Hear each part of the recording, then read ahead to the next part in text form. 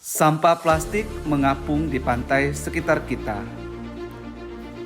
Ikan seperti melihatnya sebagai makanan. Dahulu, pantai indah sekali.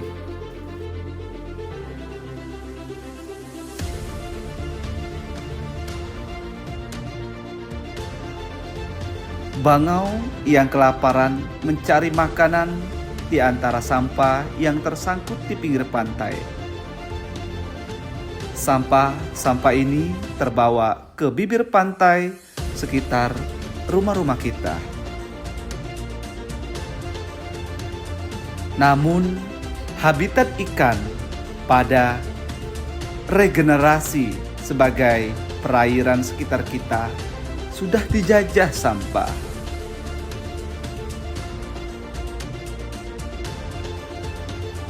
Meskipun di bagian lain masih dalam status baik, bahkan sampai sudah mengendap di kedalaman 10 meter. Apakah sampah-sampah ini pantas hidup berdampingan dengan terumbu karang yang sudah sekarat?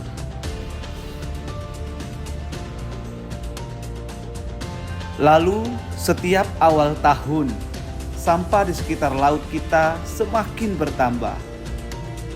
Dan pulau-pulau yang cantik berubah menjadi tempat berkumpulnya sampah. Arus membawa sampah hingga ke bibir pantai. Walaupun air sebening kristal masih bisa kita nikmati.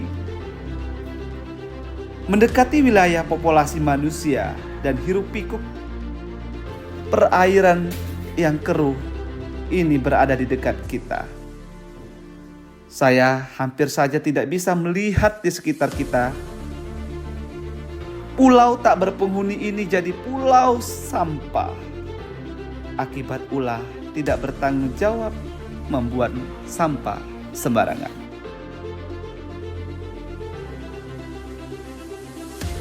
Kita sedang tak acuh dengan laut Indonesia. Padahal kita terbawa memperlihatkan perilaku itu menyebabkan hampir di seluruh perairan di Indonesia terkontaminasi mikroplastik partikel berukuran mikron yang tak kasat mata. Dengan mudahnya dimakan ikan lalu masuk ke rantai makanan. Assalamualaikum warahmatullahi wabarakatuh. Saya Berti Angel SPDI, Kepala Sekolah SMP Negeri 7 Senayang yang bertempat di Desa Batu Belubang. Pada pertemuan kali ini kita ingin menjelaskan tentang tujuan utama dan alasan mengapa kita melakukan program P5 yang merupakan amanah dari pemerintah kita dalam menjalankan kurikulum. Dengan latar belakang rendahnya rapot mutu khususnya pada bidang literasi dan numerasi, serta ingin mengembangkan visi dan misi kita selaku sebagai kepala, maka kami beserta Majelis Guru mengangkat tema gaya hidup berkelanjutan yang khususnya pada pengolahan sampah, sehingga bisa mengembangkan karakter siswa yang mandiri, berkolaborasi, serta kreatif dalam menanggulangi permasalahan sampah, sehingga mereka bisa dengan kreatif merubah sampah menjadi benda-benda yang bernilai. Kemudian tetap semangat untuk seluruh majelis guru, wali murid, dan seluruh stakeholder yang sudah membantu terwujudnya program ini, sehingga kami dengan mudah dan dengan berkolaborasi serta bekerja sama bisa mewujudkan visi dari SMP Negeri 7 Senayang, yaitu terwujudnya pelajar idola. Terima kasih.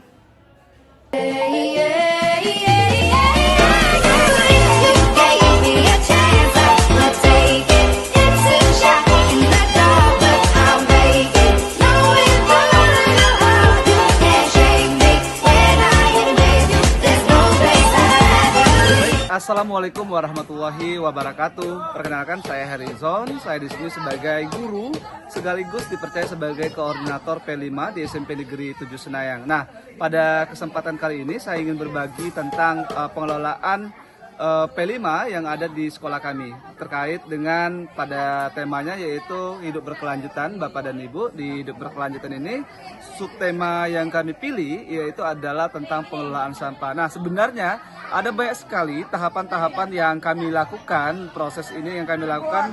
Tentu hal ini berkolaborasi juga dengan rekan-rekan guru yang lain, peserta didik. Yang pertama kami ajarkan untuk mengenal terlebih dahulu tentang sampah, dampak-dampak sampah, baik itu jenis-jenis sampah dan lain sebagainya melalui sosialisasi di sekolah. Selanjutnya nanti tahapan-tahapan yang kedua yaitu kami mengajak peserta didik untuk dapat terjun langsung ke masyarakat ataupun yang ada di lingkungan sekitar untuk melihat bagaimana sampah-sampah yang ada di sekitar mereka. Setelah itu nanti kami langsung mengajak mereka untuk dapat mengidentifikasi jenis-jenis sampah, baik itu sampah organik, non-organik maupun sampah B3, bahan bakar yang berbahaya seperti itu Bapak dan Ibu. Nah, selanjutnya kami setelah mengidentifikasi kami kembali lagi ke sekolah untuk tahapan-tahapan selanjutnya yaitu kami berkolaborasi dengan stakeholder yang ada seperti di sini adanya perangkat desa dan adanya pengelolaan sumber daya manusia di bidang kesehatan. Salah satunya adalah Ibu Bidan. Kami mengajak mereka untuk mensosialisasikan ternyata dampak daripada sampah kalau kita sebagai masyarakat membuang sampah sembarangan seperti itu.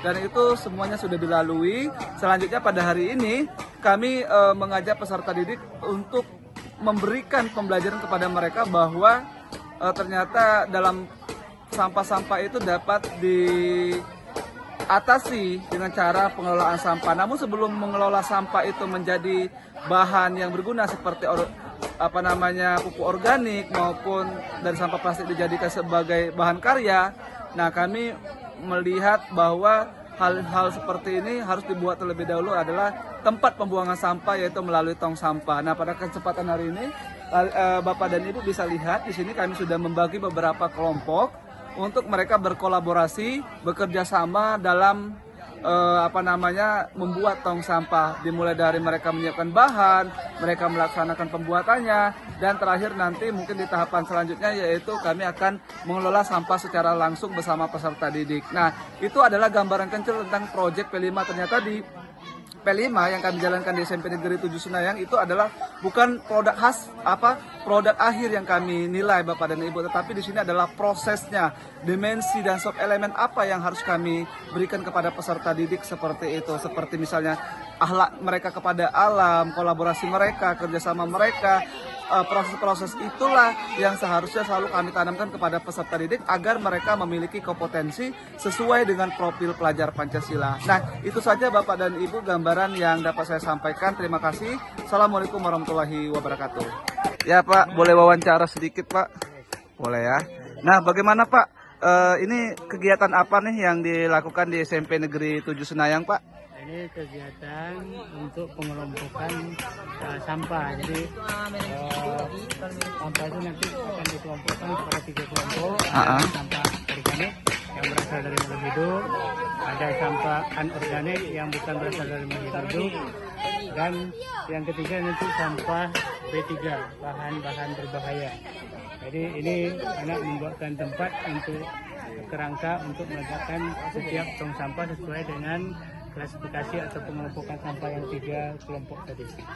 Iya, jadi ini dilakukan beberapa tahap ya Pak ya. Mulai tahap awal apa Pak kemarin yang sudah kita pernah lakukan Pak? Tahap awal yang pertama kemarin kita sosialisasi masalah sampah, sosialisasi masalah sampah. Kemudian yang kedua kemarin pengelompokan sampah. Ya, kita pergi ke pantai, kita melakukan pengelompokan sampah organik, non-organik dengan B3. Kemudian yang ketiga kemarin kita adakan sosialisasi dengan melibatkan tenaga kesehatan dari pustu di desa ini. Kemudian yang keempat ini kita adakan proses pembuatan tempat meletakkan sampah sesuai dengan jenis sampah tadi, ya organik, non-organik, dan sampah B3. Oke Pak, jadi untuk hari ini tuh pembuatan tong sampah ya Pak ya? Nah, insya Allah hari ini betul untuk pembuatan tong sampah. Oke, untuk rencana yang kedepannya Pak, kalau seandainya tong sampah yang sudah selesai, apa Pak proyeknya Pak? direncanakan nanti mungkin pengelolaan sampahnya, ya, untuk sampah organik kita usahakan nanti akan membuat kompos kalau material-material yang diperlukan itu sudah ada. Oke, Pak, terima kasih Pak atas waktunya. Ya.